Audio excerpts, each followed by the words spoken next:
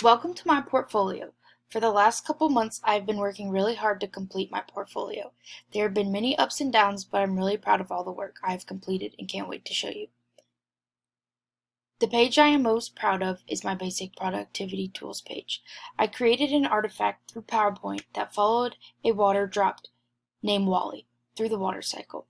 This took me a long time to create because I wanted to create a story that kids would actually really enjoy. I created pictures and scenes that ended up looking really good, which surprised me. This became my favorite because of how good everything turned out. Now the page that gave me the most trouble would have to be the online blended and digital learning. Creating a lesson that is supposed to last 3 days is a lot harder than one might think. Thinking of ideas and activities to put within the lesson was hard. To overcome this issue, I went back to the past modules and found tools I could use, with some of them being ones I have never used, such as Bitmoji Classroom, where I have created my own classroom and embedded my lesson into this. My favorite lesson that I would use in the future definitely has to be my multimedia page.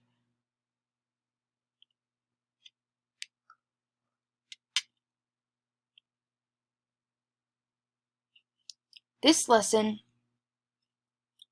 follows the life of a plant. To start the lesson as a class, each student would get to plant a real plant and watch it grow in the window of the classroom. They would then get to name their plants and eventually record a podcast on Anchor that explains to us the life of their plant. This lesson enhances creativity because of how much they get to create their own storyline.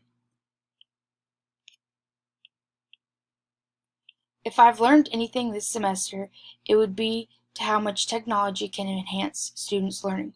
I truly never knew that there are so many great tools that can take a student's education to the next level.